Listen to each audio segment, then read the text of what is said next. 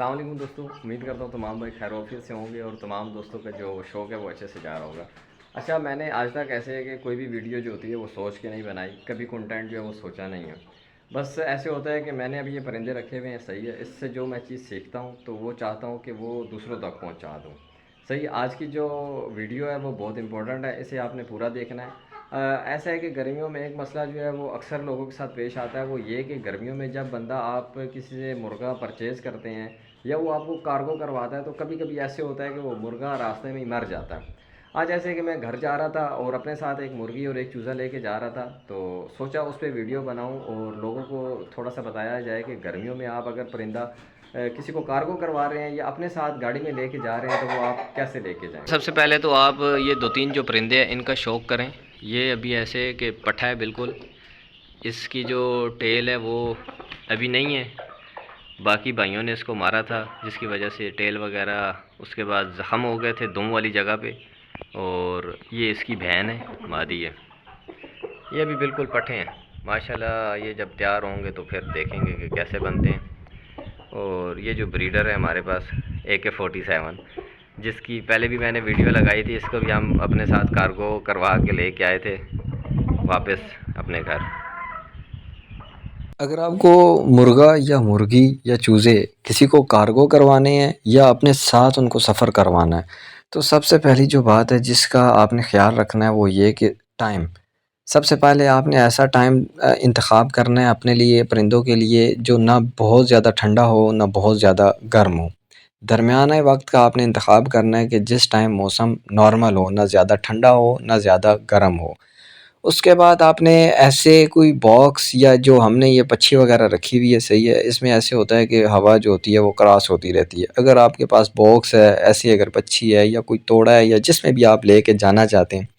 वो हवादार होना चाहिए, उसमें वेंटिलेशन का निज़ाम होना चाहिए, हवा उसमें से क्रॉस होनी चाहिए। ना बिल्कुल बंद होना चाहिए डब्बा, ना बहुत ज़्यादा खुला होना चाहिए। अगर बंद आप डब्बा रखोगे तो उसको घुटन महसूस होगी और डिहाइड्रेशन होने का ख़तरा होगा बहुत ज़्यादा, क्योंकि गर्मी में बहुत जल्दी परिंदा जो होता है वो डिहाइड्रेट हो जाता है। पानी पानी आपने, अगर लंबा सफ़र है आपका 3 घंटे 4 घंटे 6 घंटे का सफ़र है, तो पानी का इंतज़ाम आपके पास लाजमी होना चाहिए। अगर आप उन परिंदों के साथ हो तो आप अपने पास किसी बोतल का ढकना वगैरह या कोई फीडर वगैरह ऐसा हो जिससे आप अपने परिंदों को आसानी से पानी पिला सको। और अगर आपने अपने परिंदे या चूज़े अपने साथ रखे हुए हैं तो हर 20 मिनट 30 मिनट के बाद अपने परिंदों का जायज़ा लें।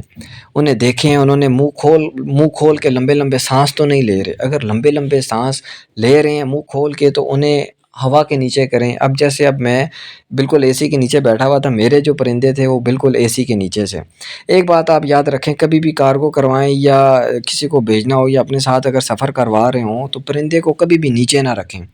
क्योंकि नीचे जो होता है वो बहुत ज़्यादा ख़तरा होता है कि डिहाइड्रेट हो जाएगा या परिंदे के मरने का जो चांसेस होते हैं वो ज़्यादा हो जाते हैं। हमेशा परिंदा अपना अपने पास रखें,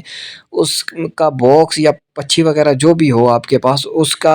ऐसे इंतज़ाम करें कि वो गंद वगैरह या उसके नीचे कोई, अब जैसे मेरे पास पक्षी थी, मैंने इसके नीचे कपड़े वगैरह बिछाए हुए थे, जिससे मिसाल के तौर पे अगर परिंदा बिट करता भी है तो नीचे ना